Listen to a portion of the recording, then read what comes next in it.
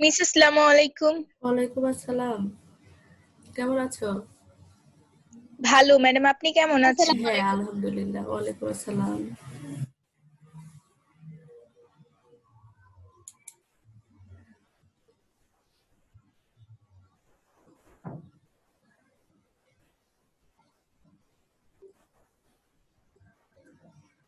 Miss আসসালামু আলাইকুম। ওয়ালাইকুম আসসালাম।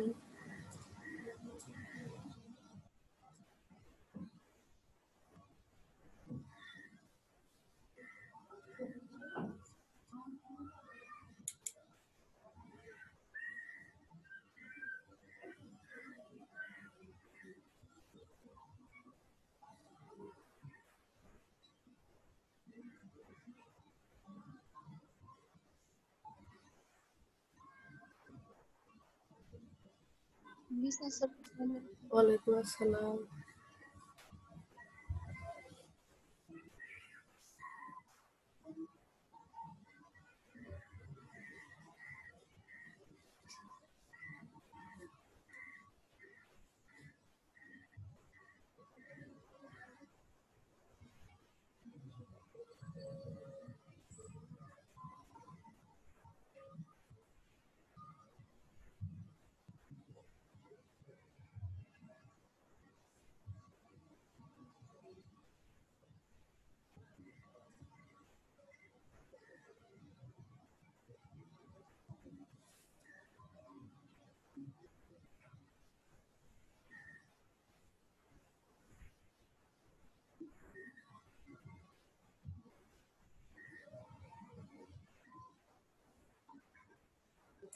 কি ব্যাপার? আর কোথায় সবাই? মাত্র 4 জন জয়েন করেছে। আর সব কোথায়?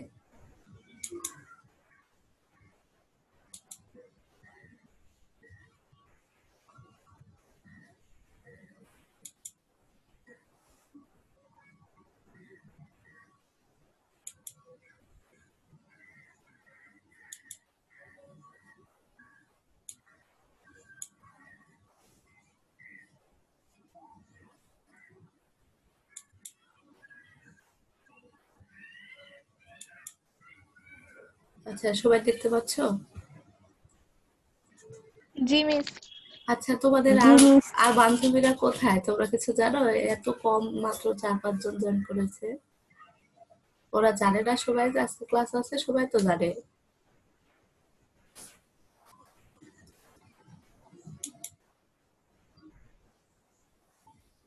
আচ্ছা, তাহলে দেখো, নিচের তথ্যগুলো লক্ষ্য করো এবং সংশ্লিষ্ট প্রশ্নগুলোর উত্তর দাও। এখানে মৌল দেওয়া রয়েছে, আর এখানে সাথে সাথে মৌলগুলোর পর্যায় দেওয়া রয়েছে, সাথে গ্রুপও দেওয়া রয়েছে। এবার এখান থেকে এই এ বি সি মৌলগুলোকে আমাকে চিহ্নিত করতে হবে যে এই মৌলগুলো কি। এবার আমি যাকে বলবো সে একটু বলবে যে মৌলগুলো আসলে কি কি।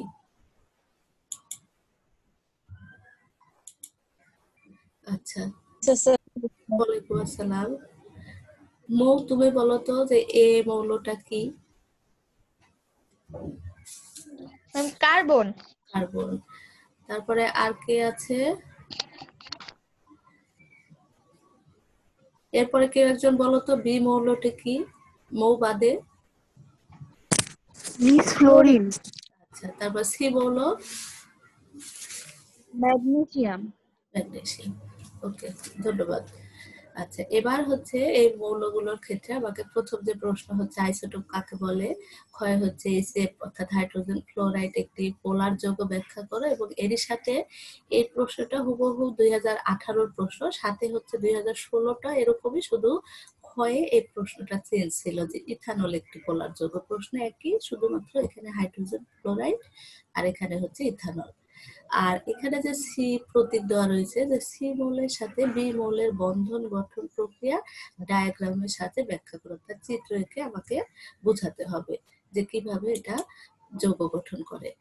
আর ঘয়ে রয়েছে উদ্দীপকের এ মৌলের দুটি রূপভেদের একটি বিদ্যুৎ পরিবাহী হলেও অন্যটি নয়, অর্থাৎ কার্বনের যে দুইটি রূপভেদ থাকে, দুইটা রূপভেদ হচ্ছে হীরক আর গ্রাফাইট, সেই হীরক এবং গ্রাফাইটের মধ্যে একটি বিদ্যুৎ পরিবহন করে, আরেকটি করে না। কেন করে না, এর কারণটা আমরা দেখব। আচ্ছা, প্রথমে দেখো আইসোটোপ কাকে বলে সেটা তোমরা সবাই জানো, যে যে সকল পরমাণুর প্রোটন সংখ্যা সমান কিন্তু ভর সংখ্যা ও নিউটন সংখ্যা ভিন্ন, তাদেরকে একে অপরের আইসোটোপ বলে। যেমন হচ্ছে প্রোটিয়াম, ডিউটেরিয়াম, ট্রিটিয়াম, এগুলো সবগুলোরই হচ্ছে হাইড্রোজেনের আইসোটোপ। যদিও হাইড্রোজেনের আইসোটোপ 7টি রয়েছে, তবে প্রকৃতিতে এই 3টি আমরা বেশি দেখতে পাই, এজন্য এই 3টি সম্পর্কে বেশি বলা থাকে বইয়ে। আচ্ছা, এর সাথে সাথে আরো কি কি ধরনের প্রশ্ন হতে পারে এই কতে? ধরো কেমন হতে পারে যে আইসোবার কাকে বলে, আইসোটোন কাকে বলে, আইসোমার কাকে বলে। এবার তোমাদের মধ্যে থেকে আমাকে বলবে যে আইসোবার আইসোটোন জানো, আইসোমার কি এটা জানো? No miss. আচ্ছা, তাহলে আইসোমার সম্পর্কে আমি একটু বলছি যে একই আণবিক সংকেত বিশিষ্ট দুটি যৌগের ধর্ম ভিন্ন হলে, ভালো করে খেয়াল করো যে একই আণবিক সংকেত, অর্থাৎ আণবিক সংকেত যতগুলো মানে দুইটা মৌলে একই থাকবে, কার্বন হাইড্রোজেন যা থাকুক, দুইটা মৌলে আণবিক সংকেতটা একই হবে। দুটি যৌগের ধর্ম ভিন্ন হলেও তাদেরকে পরস্পর আইসোটোপ বলে, অর্থাৎ এদের হচ্ছে আণবিক সংকেত এক কিন্তু গাঠনিক সংকেত আলাদা, অর্থাৎ লেখার ধরনটা হচ্ছে আলাদা, যার কারণে দুইটা নামও চেঞ্জ হয়ে যাবে, সাথে সাথে কিন্তু ধর্মও চেঞ্জ হয়ে যাবে। কিন্তু খেয়াল রাখতে হবে যে আণবিক গঠনটা একই হবে। যেমন ধরো ইথানল, ইথানলের সংকেত হচ্ছে CH3CH2OH, এটা হচ্ছে ইথানল। আর ডাইমিথাইল ইথার, সেটা হচ্ছে CH3 বন্ধন অক্সিজেন বন্ধন CH3, অর্থাৎ এটা ডাইমিথাইল ইথার। দেখো দুইটাতেই তোমরা খাতায় লিখে ভালো করে দেখো যে আমি বলেছি ইথানল আর আরেকটা ডাইমিথাইল ইথার বলেছি। এই দুইটাতে দেখবে কার্বন হাইড্রোজেনের অক্সিজেনের সংখ্যা একই, কিন্তু তাদের দুটি যৌগের ধর্ম কিন্তু ভিন্ন। এই যে তাদের আণবিক সংকেত একই কিন্তু গাঠনিক সংকেত লেখার যে ভিন্নতা, এটাকে আইসোমার বলে। আমি উদাহরণটা আরেকবার বলছি, ইথানল CH3CH2OH আর আরেকটা হচ্ছে ডাইমিথাইল ইথার, অর্থাৎ CH3 বন্ধন অক্সিজেন বন্ধন CH3।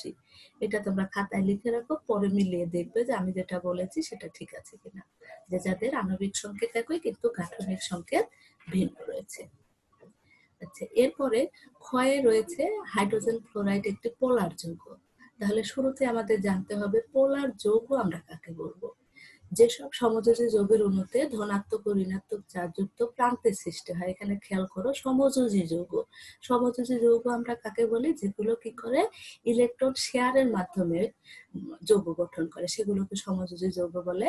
তাহলে যাদের ধনাত্মক এবং ঋণাত্মক চার্জযুক্ত প্রান্তের সৃষ্টি হয়, অর্থাৎ একই মৌলে, যেমন হাইড্রোজেন দেখো এখানে পজিটিভ চার্জ এবং ফ্লোরিন হচ্ছে নেগেটিভ চার্জ, তাদেরকে আমরা পরস্পরের পোলার যৌগ বলি।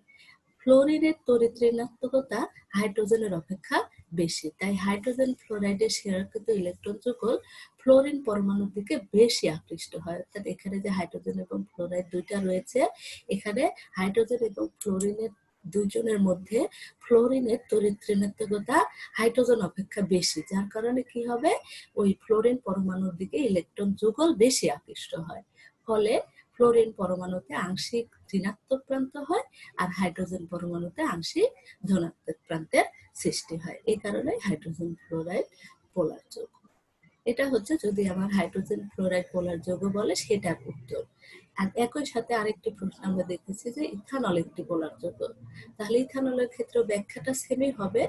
কিভাবে হবে দেখো, যেসব সমযোজী যৌগের অণুতে আংশিক ধনাত্মক ও ঋণাত্মক চার্জ, এটা তো সংজ্ঞা একই থাকবে। এবার ইথানলের সংকেত দেখো, এটা হচ্ছে ইথানল। এবার অক্সিজেনের তড়িৎ ঋণাত্মকতা বেশি হওয়ার কারণে অক্সিজেন এবং হাইড্রোজেনের মধ্যকার বন্ধন ইলেকট্রন যুগল অক্সিজেনের দিকে চলে আসে। হাইড্রোজেন ফ্লোরাইডের ক্ষেত্রে ফ্লোরিনের বেশি হওয়ার কারণে ফ্লোরিনের দিকে ইলেকট্রন যুগল আকৃষ্ট হলো।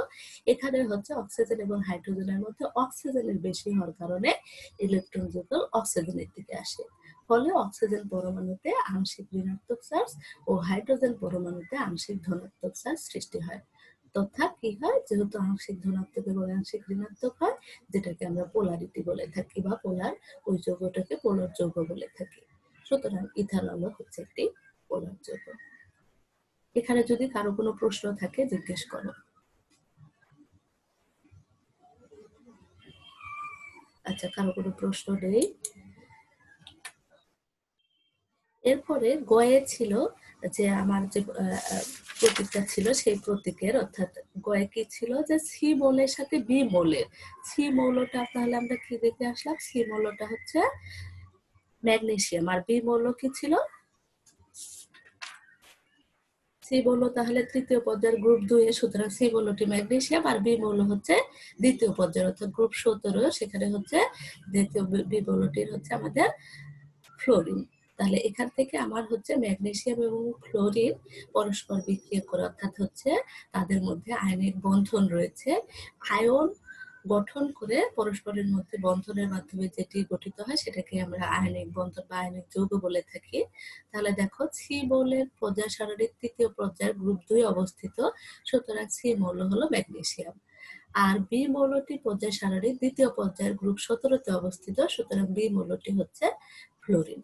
তাহলে ম্যাগনেসিয়াম ও ফ্লোরিনের ইলেকট্রন বিন্যাস আমরা সবাই জানি ইলেকট্রন বিন্যাস করতে, এটা হচ্ছে তাদের ইলেকট্রন বিন্যাস। ম্যাগনেসিয়াম স্থিতিশীলতা অর্জনের জন্য যোজ্যতা স্তরের 2টি ইলেকট্রন ত্যাগ করে ম্যাগনেসিয়াম 2+ আয়নে রূপান্তরিত হয়। তাহলে যেহেতু ম্যাগনেসিয়ামের দেখো লাস্টের কক্ষপথে 2টি ইলেকট্রন রয়েছে, সেই 2টি ইলেকট্রন ত্যাগ করে কি করবে, ম্যাগনেসিয়াম 2+ আয়ন গঠন করবে, অর্থাৎ এই ক্ষেত্রে কেটায়ন গঠিত হলো। অন্যদিকে ফ্লোরিনের দেখো এখানে 5টা আর এখানে 2টা 7টা, তাহলে এখানে যেহেতু 8টা হতে আর একটি ইলেকট্রনের প্রয়োজন, কিন্তু যখন হচ্ছে ফ্লোরিন, যেহেতু ফ্লোরিন ফ্লোরিন এগুলো দ্বিযোজী মৌল, তাহলে এরকম 2টি ফ্লোরিন পরমাণু ম্যাগনেসিয়াম কর্তৃক প্রদানকৃত 2টি ইলেকট্রন গ্রহণ করে 2টি ফ্লোরাইড আয়ন উৎপন্ন করে। তাহলে দেখো তোমরা এর আগেও আমি বলেছি যে তোমরা জারণ এবং বিজারণ সব সময় বাম পাশে দেখাবা, এখানে যে প্লাস দিয়ে 2টি ইলেকট্রন আছে, এখানে প্লাস না দিয়ে তোমরা এখান থেকে 2টি ইলেকট্রন ত্যাগ দেখিয়ে, অর্থাৎ -2 ইলেকট্রন দেখিয়ে এখানে ম্যাগনেসিয়াম 2+ গঠন করবে। আর ফ্লোরিনের ক্ষেত্রে একটি ইলেকট্রন গ্রহণ করে ফ্লোরাইড হতো, যেহেতু ম্যাগনেসিয়াম এবং ফ্লোরিনের যোজনী ইলেকট্রন সমান করতে হবে, তাই জন্য এখানে 2 দিয়ে গুণ করা হয়েছে, যার কারণে কিন্তু এখানে 2 গুলো এসেছে। এবার এই ম্যাগনেসিয়াম 2+ এবং ফ্লোরাইড আয়ন সমূহ পরস্পরের স্থির বৈদ্যুতিক আকর্ষণ বল দ্বারা যুক্ত হয়ে আয়নিক যৌগ অর্থাৎ ম্যাগনেসিয়াম ফ্লোরাইড গঠন করে, অর্থাৎ ম্যাগনেসিয়াম এবং ফ্লোরিন মৌলদ্বয় আয়নিক বন্ধন গঠিত হয়। চিত্রে যদি আমরা দেখি, দেখো এখানে ফ্লোরিনের লাস্টের কক্ষপথে এখানে 5টা ইলেকট্রন দেখানো হয়েছে, আর এখানে ম্যাগনেসিয়ামের দেখো এখানে যে 2টা ইলেকট্রন ছিল সেই 2টা ইলেকট্রন দেখানো হয়েছে, আর এই দিক থেকে যে ফ্লোরিনের এই যে ইলেকট্রন এখান থেকে ম্যাগনেসিয়াম ইলেকট্রন ত্যাগ করে এখানে যাচ্ছে সেটা দেখিয়ে, এবং পরবর্তীতে দেখো ম্যাগনেসিয়াম 2+ এখান থেকে কিভাবে এটা হচ্ছে, এবং সেটার ক্ষেত্রে আবার ফ্লোরিনের ক্ষেত্রে কিভাবে মাইনাস হচ্ছে, যেটা যে আমরা ইলেকট্রন ত্যাগ বা গ্রহণ করে দেখিয়েছি, সেটাই এখানে চিত্রের মাধ্যমে দেখানো হয়েছে। কারো কোনো কোশ্চেন আছে? আচ্ছা,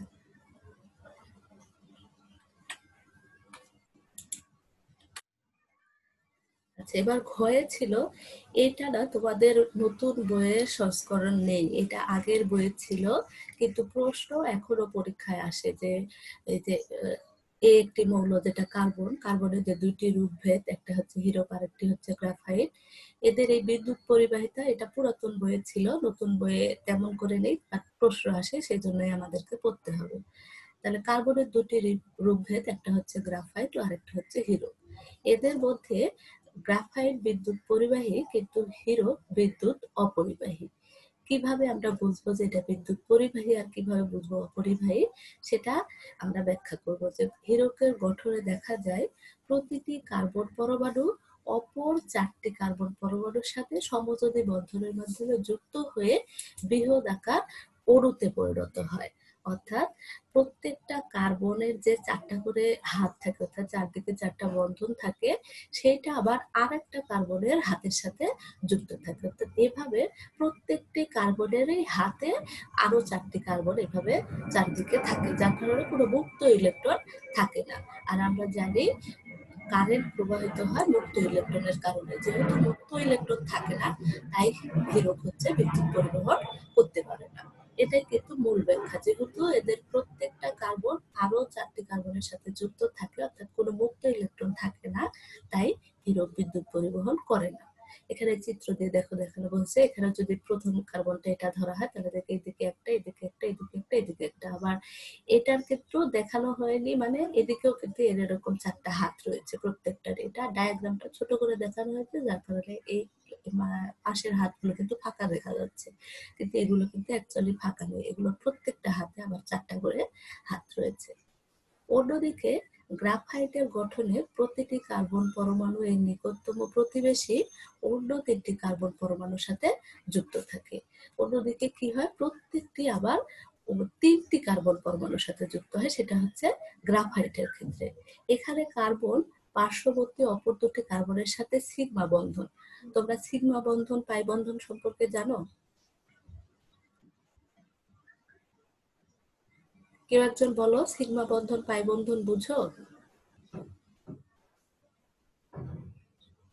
মৌ? ম্যাডাম একটা হচ্ছে একক বন্ধন, আরেকটা হচ্ছে দ্বিবন্ধন। কিন্তু সিগমাটা হচ্ছে একক বন্ধন, আচ্ছা, এইটুকুই মানে এটা জানো। দুর্বল একটু। আচ্ছা, এটাকে সিগমাটাকে কি করা যায়? ভাঙা যায় এটাকে। আচ্ছা, ভালো করে শোনো, খেয়াল করো যে সিগমা বন্ধন যেটা, অর্থাৎ সিগমা আর পাই বন্ধন, সিগমা হচ্ছে সামনাসামনি অতিক্রমণ আর পাই বন্ধন হচ্ছে পাশাপাশি। কিন্তু তুমি যেটা বললে সিগমা বন্ধন সহজে ভাঙা যায় না, পাই বন্ধনটার যেটা 2টা বন্ধন থেকে একটা ভাঙা যায় আর একটা সহজে ভাঙা যায় না। এটার জন্য কিন্তু পাই বন্ধনটাই ভাঙা সহজ, যার কারণে দ্বিবন্ধন যুক্ত যৌগ কিন্তু সহজে এক বন্ধনে পরিণত হয়। ঠিক আছে? তাহলে দেখো, পাই বন্ধনে একটি কার্বন পরমাণু 2টি পরমাণু শেয়ার করে, যার কারণে ডাবল বন্ধন হয়ে যায়। পাই বন্ধন একটি সিগমা বন্ধনের তুলনায় দুর্বল বন্ধন হয় এবং এখানে অনুরণন হয়। ভালো করে খেয়াল করো, তুমি যেটা জানতে সেটা কিন্তু ভুল। যার কারণে দেখো, পাই বন্ধন একটি সিগমা বন্ধনের তুলনায় দুর্বল বন্ধন হয় এবং এখানে অনুরণন হয়। অনুরণন হচ্ছে রেজোনেন্স, যেটা মানে ইলেকট্রন গুলো, কার্বনের ইলেকট্রন গুলো চেঞ্জ হতে থাকে, ফলে ইলেকট্রন চলাচল করতে পারে। ইলেকট্রন চলাচলের কারণে গ্রাফাইট বিদ্যুৎ পরিবহন করতে পারে। যেহেতু ইলেকট্রন পরস্পরের মধ্যে চলাচল করতে পারে, তাই কিন্তু গ্রাফাইট বিদ্যুৎ পরিবহন করতে পারে। আর হীরক যেহেতু চলাচল করতে পারে না বা প্রত্যেকটি হাতই অন্য 4টি কার্বনের হাতের সাথে পূর্ণ থাকে, তাই এটি বিদ্যুৎ পরিবহন করে না। তাহলে উপরোক্ত আলোচনা থেকে আমরা কি জানলাম, যে কার্বনের একটি রূপভেদ বিদ্যুৎ পরিবাহী হলেও অপরটি বিদ্যুৎ পরিবাহী নয়। এই হচ্ছে আমাদের আজকের আলোচনার যে সৃজনশীল নিয়ে বলেছিলাম। আমি এরপরে একটা প্র্যাকটিক্যাল নিয়ে আলোচনা করব, তার আগে আমি কিছু কথা বলবো, তোমরা মনোযোগ দিয়ে শুনবে। 2018 সালের যে কোশ্চেনটি আছে কেমিস্ট্রিতে, 2018 সালের 8টি প্রশ্নের 7টি আমি তোমাদেরকে বিগত ক্লাস, আজকের ক্লাস মিলে, সব ক্লাস মিলে আমি 7টা সৃজনশীল প্রশ্ন তোমাদের পড়িয়েছি। আর 8 নম্বর যে সৃজনশীলটা আছে সেটা তোমরা নিজেরাই পড়ে নিতে পারবে। এবার আমার তোমাদের জন্য কাজ হচ্ছে, এই যে 2018 সালের 8টি কোশ্চেন আছে, এই কোশ্চেন সম্পর্কে তোমরা ভালো করে প্রিপারেশন নেবে। আগামী ক্লাসে এখান থেকে আমি ছোট ছোট প্রশ্ন, যেখান থেকে মানে 8টা প্রশ্ন থেকে ছোট ছোট ভাইবার মতো আর কি তোমাদের একটা পরীক্ষা নেওয়া হবে। তোমরা প্রত্যেকেই ওই দিন ভিডিও অন রেখে ক্লাসে জয়েন করবে। আমি যাকে জিজ্ঞেস করব সে প্রশ্নের উত্তর দিবে। যেহেতু তোমাদের পরীক্ষা ফেব্রুয়ারিতে হওয়ার এখনো কিন্তু একটা চান্স রয়েছে, তোমরা অনেকে হয়তো ভাবছো পিছিয়ে যাবে, নাও কিন্তু পিছাতে পারে। পিছালে তো সেটা পরের কথা, কিন্তু না পিছালে তোমাদের প্রিপারেশনটা যেন 100% হয়, সেই জন্য কিন্তু আমরা প্রত্যেকটা শিক্ষকই কিন্তু চেষ্টা করছি তোমাদের জন্য প্রিপারেশনটা ভালো হয়। যার কারণে কিন্তু সালের কোশ্চেন গুলো নিয়ে প্রতিদিন আলোচনা করা হচ্ছে, কিন্তু ক্লাসে মাত্র 10-12 জন বা 15 জন এরকম জয়েন করো, বাকিরা কেন করো না আমি জানি না। কিন্তু যারা জয়েন করো, প্রতিদিন ক্লাস করো, তারা একটু হলেও কিন্তু উপকৃত হয়, এই কথাটা কিন্তু সবাই মাথায় রেখো। তাহলে তোমাদের জন্য পড়া হচ্ছে 2018 সালের যতগুলো কোশ্চেন, অর্থাৎ 8টি যে কোশ্চেন আছে, এই কোশ্চেন গুলো তোমরা ভালো করে পড়বে। এবং ওই দিন আমি একটা আগামী ক্লাসে, আগামী শনিবার আমি তোমাদের এটার উপরে একটা ভাইবা দেব। সবাই বুঝতে পেরেছো? জি মিস। আচ্ছা, মনে থাকে যেন সবাই ওই দিন জয়েন করবে এবং ওই মার্কসটা আমি প্র্যাকটিক্যালের ভাইবার মার্কস হিসেবে জমা রাখবো, যেটা আমি পরবর্তীতে যখন তোমাদের ফাইনাল পরীক্ষা হবে, ভাইবা পরীক্ষার সময় আমি এই মার্কসটা কাউন্ট করব। তাই এই পরীক্ষাটাকে তোমরা পুরোভাবেই মনে করবে না যে এটা না দিলেও হবে বা যা তা করে দিবে, এরকম কিন্তু নয়। তোমরা কিন্তু প্রত্যেকে ওই দিন ভালোভাবে অ্যাটেন্ড করবে। আমি কিন্তু আবারও বলছি এই মার্কসটা কিন্তু তোমাদের যোগ করা হবে। এবার আমরা হচ্ছে স্কুল খোলা যখন ছিল তখন 10টা এক্সপেরিমেন্ট খাতায় করেছি। 10টা এক্সপেরিমেন্ট খাতায় নেই এমন কেউ আছো? যদি কেউ থেকে থাকো কথা বলো যে আমার 10টা এক্সপেরিমেন্ট খাতায় নেই। যদি না থাকে তাহলে 10টা এক্সপেরিমেন্ট যেহেতু আমরা ক্লাসেই করে ফেলেছি, অতএব এই 10টা এক্সপেরিমেন্ট তোমরা লিখে ফেলেছো, এটা ধরে নিয়েই আমি 11 নং এক্সপেরিমেন্ট সেটা তোমাদের পড়া দিচ্ছি। এইটা তোমরা সুন্দর করে খাতায় লিখে নেবে এবং এখান থেকেও কিন্তু আমি প্রশ্ন করতে পারি, তাই এটাও তোমাদের কিন্তু আগামী দিনের ভাইবার মধ্যে ইনক্লুড করা হলো যে এখান থেকেও আমি যে কোনো ধরনের প্রশ্ন করতে পারি। আর এটা তোমরা সুন্দর করে খাতায় লিখে নেবে, যেভাবে আগের এক্সপেরিমেন্ট গুলো লিখেছো সেভাবেই লিখো। যেহেতু ফেব্রুয়ারিতে যদি পরীক্ষা হয় সেহেতু কিন্তু আমাদের এটা খাতাটা কমপ্লিট থাকতে হবে। তাই জন্যই আমি এই তোমাদের 12-13টা যে প্র্যাকটিক্যালের বিষয় রয়েছে সেগুলো এরকম প্রতিদিন একটা করে, যেহেতু সপ্তাহে মাত্র একটা ক্লাস, তাহলে প্রতি সপ্তাহে একটা করে দিলে আমাদের আগামী ডিসেম্বরের মধ্যেই আশা করছি যে আমাদের এটা শেষ হয়ে যাবে। এবার এটার মূলনীতিটা আমি একটু বুঝিয়ে দিই যে কিভাবে এটা কাজ করতে হবে। যে তড়িৎ কোষে রাসায়নিক বিক্রিয়ার মাধ্যমে উৎপন্ন রাসায়নিক শক্তি বিদ্যুৎ শক্তি পরিণত হয় তাকে গ্যালভানিক কোষ বলে। তাহলে এখান থেকেও কিন্তু এই প্রশ্নটাও আসে যে গ্যালভানিক কোষ কাকে বলে। এটা তোমার থিওরিতেও আসে, প্র্যাকটিক্যালেও আসে।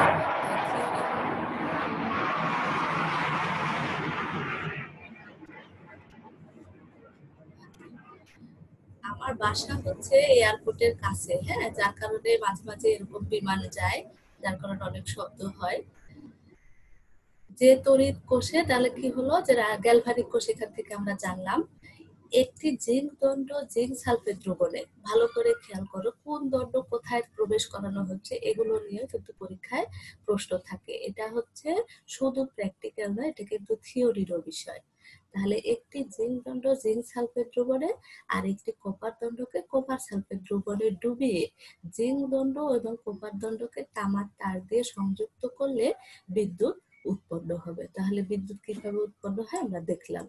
জিঙ্ক দণ্ড দুটি ইলেকট্রন ত্যাগ করে এবং ইলেকট্রন বাহিরের তামার তারের মাধ্যমে কপার দণ্ডে পৌঁছে কপার আয়ন ইলেকট্রন দুটি গ্রহণ করে কপার ধাতুতে পরিণত হয়।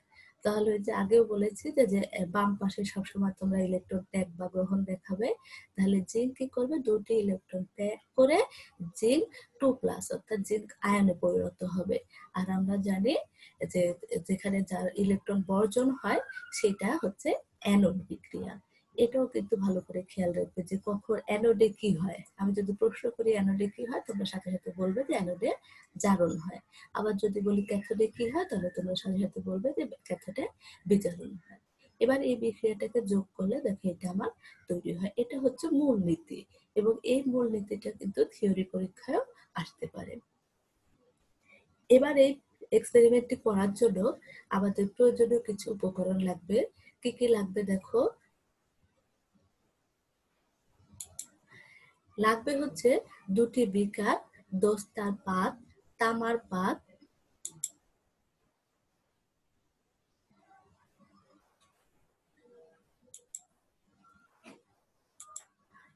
তামার পাত, বাল্ব আর কাঁচনাল। বাল্বটা কেন লাগবে, যে বিদ্যুৎ পরিবাহী যে হলো যার কারণে বাল্বটি জ্বলে উঠবে, সেখান থেকে আমরা বুঝতে পারবো যে এখানে বিদ্যুৎ উৎপন্ন হয়েছে।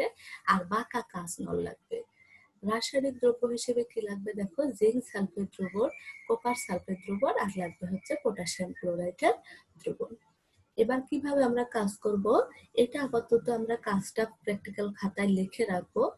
যদি আগামীতে কলেজ খুলে বা স্কুল, মানে কলেজ বা স্কুল যেটাই বলে না কেন, আমাদের স্কুল খুললে আমরা ল্যাবে নিয়ে তোমাদের এই পরীক্ষাটা করে দেখিয়ে দিব। কিন্তু আপাতত তোমরা এটা খাতায় লিখে রাখবে। তাহলে দেখো একটি কাঁচপাত্রে দুটি কাঁচপাত্র বলা হয়েছে, তাহলে একটি কাঁচপাত্রে হচ্ছে জিঙ্ক সালফেট নিয়ে তাতে হচ্ছে জিঙ্ক দণ্ড ডোবাই। অপর একটি কাজপত্রে কপার সালফেট দিয়ে এটিতে কপার দণ্ড। ভালো করে খেয়াল করো যে জিঙ্ক সালফেট দ্রবণে জিঙ্ক দণ্ড, কপার সালফেট দ্রবণে কপার দণ্ড। একটি তামার তারের সাথে একটি বাল্ব যুক্ত করে তামার দণ্ড ও জিঙ্কের দণ্ড সংযুক্ত করায় বাল্বটি জ্বলে ওঠে।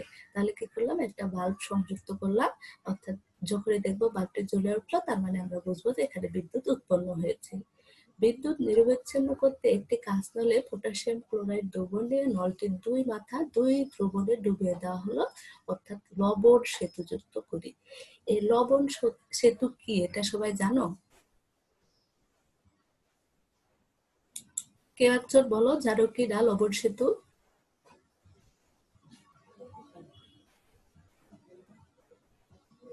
আচ্ছা, কেউ কিছু বলছো না, তাহলে আমি বলি লবণ সেতু হচ্ছে গ্যালভানিক কোষে নিরবচ্ছিন্ন বিদ্যুৎ প্রবাহ বজায় রাখার জন্য একটি ইউ আকৃতির নলে, হতে পারে পটাশিয়াম ক্লোরাইড, হতে পারে পটাশিয়াম নাইট্রেট, হতে পারে অ্যামোনিয়াম নাইট্রেট, এই লবণ দিয়ে বিকার দুটিতে ইউ আকৃতির নলকে উল্টা করে বিকারে রাখা হয়। এই যে দুজনের মধ্যে লবণের সংযোগ সাধন করে বলে এদেরকে লবণ সেতু বলা হয়। তাহলে লবণ সেতু কি, এই প্রশ্নটাও কিন্তু আমি করতে পারি। তোমরা লিখলে লিখে রাখতে পারো যে গ্যালভানিক কোষে নিরবচ্ছিন্ন বিদ্যুৎ প্রবাহ বজায় রাখার জন্য একটি ইউ আকৃতির নলে পটাশিয়াম ক্লোরাইড লবণ দিয়ে বিকার দুটিতে ইউ আকৃতির নলকে উল্টা করে বিকারে রাখা হয়, একে লবণ সেতু বলে। তাহলে লবণ সেতুর সংজ্ঞাটাও কিন্তু তোমরা পরীক্ষার জন্য পড়ে রাখবে। কিভাবে দেখো, এখানে দেখো জিঙ্ক সালফেট দ্রবণ আর এখানে রয়েছে কপার সালফেট দ্রবণ। তাহলে এখানে জিঙ্ক অ্যানোড হিসেবে কাজ করবে আর এখানে কপার হচ্ছে ক্যাথোড হিসেবে কাজ করে। আর এই যে বাঁকা নলটা দেখো উল্টা করে লাগানো হয়েছে ইউ আকৃতির, এটাকে হচ্ছে লবণ সেতু বলে। এবার আমরা কি ফলাফল পেলাম, যে অ্যানোড ও ক্যাথোডের উপাদান ধাতুর লবণ দুটি অ্যানোড ক্যাথোডের মধ্যে আয়নের যে অসামঞ্জস্য হয় তা লবণ সেতুতে ব্যবহৃত পটাশিয়াম ক্লোরাইড দ্রবণ দ্বারা দ্রবণীভূত হয়। অর্থাৎ এখানে যদি আয়নটা কম বেশি হয়, সেই আয়নটাকে সামঞ্জস্য করার জন্য, অর্থাৎ যদি অসামঞ্জস্য হয় সেটাকে সামঞ্জস্য করার জন্য আমরা পটাশিয়াম ক্লোরাইড দ্রবণ ব্যবহৃত করি। এক্ষেত্রে ক্লোরিন আয়ন অ্যানোডের দিকে এবং পটাশিয়াম আয়ন ক্যাথোডের দিকে গিয়ে এই সমস্যা সমাধান করে। তাহলে কে কোথায় যাচ্ছে, এখানে যে লবণ সেতু পটাশিয়াম ক্লোরাইড, সেটা ক্লোরিন যাচ্ছে হচ্ছে অ্যানোডের দিকে আর পটাশিয়াম যাচ্ছে ক্যাথোডের দিকে। এই হলো আমাদের এক্সপেরিমেন্ট। আর এখান থেকে সতর্কতার যে বিষয়গুলো আছে সেগুলো লিখে তোমরা এই এক্সপেরিমেন্ট নং 11 এটা সুন্দর করে খাতায় লিখে রাখবে।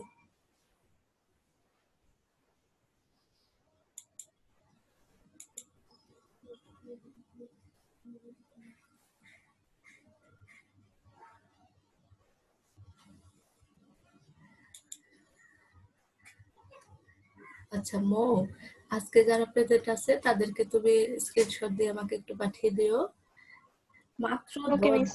মাত্র 10 জন আমার আজকে ক্লাসে।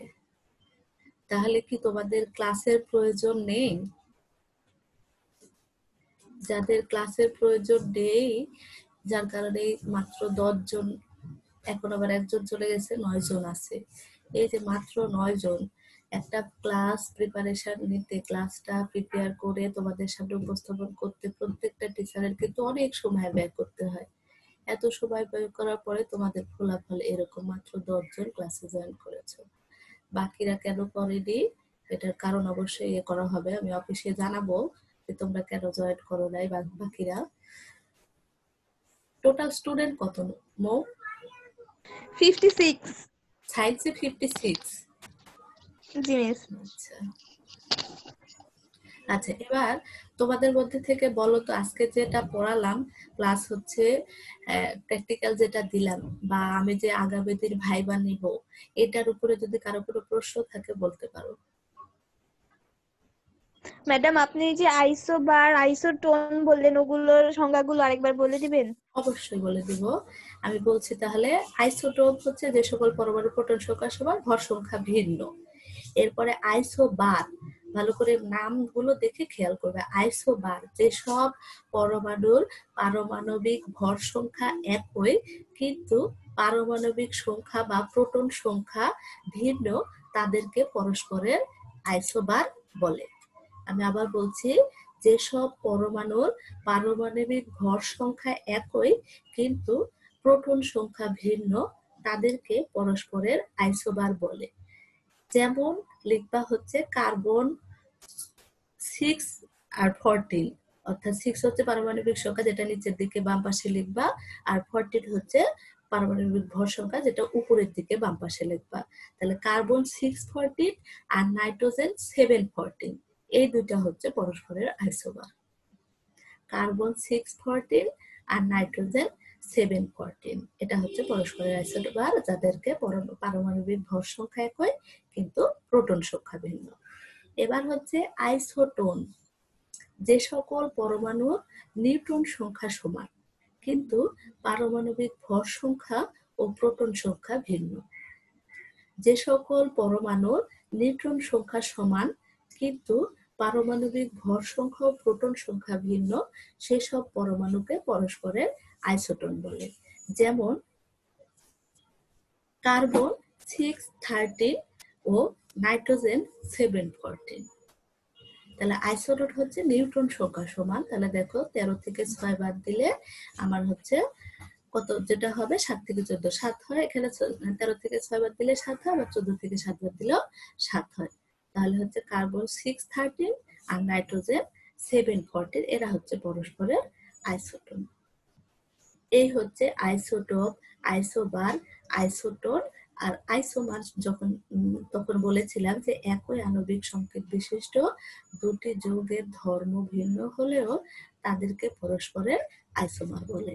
যেমন ইথানল আর হচ্ছে ডাইমিথাইল ইথার, এরা পরস্পরের আইসোমার।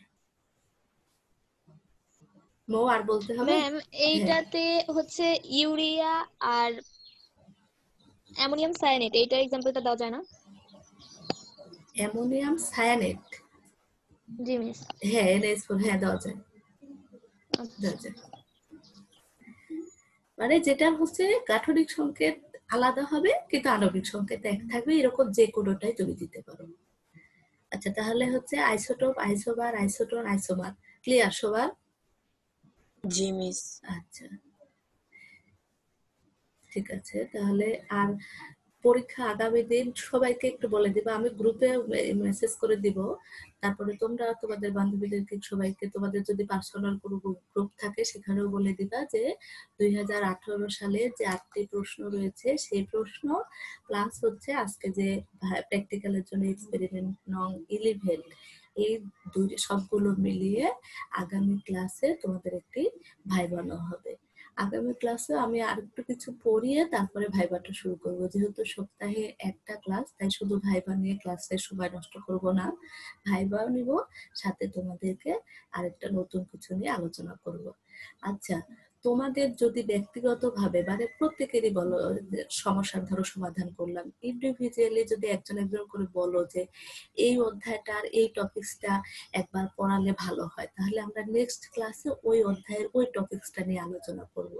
এরকম যদি কোনো টপিকস থাকে তাহলে তোমরা বলতে পারো যেটা তোমাদের বোঝালে ভালো হবে।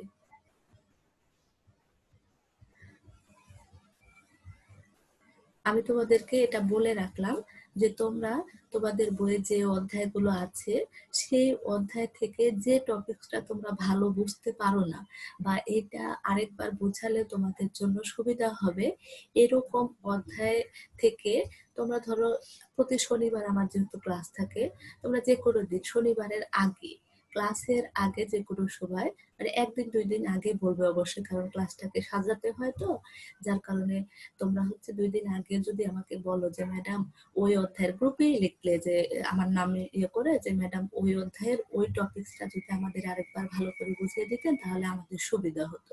তাহলে নেক্সট ক্লাসে ধরো আমি ওই অধ্যায়ের ওই টপিকসটা নিয়ে তোমাদের সাথে আলোচনা করব। যে কেউ তোমরা পার্সোনালিও আমাকে জানাতে পারো বা গ্রুপেও জানাতে পারো, তবে যেহেতু সমস্যাটা পার্সোনালি, তাহলে তোমরা পার্সোনালি যদি আমাকে জানাও যে ম্যাডাম ওই অধ্যায়ের ওই টপিকসটা আমাদেরকে একটু নেক্সট ক্লাসে বুঝিয়ে দিবেন, এরকম 2-3 জন ধরো বেশ কিছু অধ্যায় থেকে টপিক সিলেক্ট করে দিলে আমি ওই টপিকসগুলো নিয়ে তোমাদের সাথে আলোচনা করব, তাহলে তোমাদের ওই জিনিসগুলো ক্লিয়ার হয়ে যাবে। বুঝতে পেরেছো আমি কি বলেছি? জি মিস।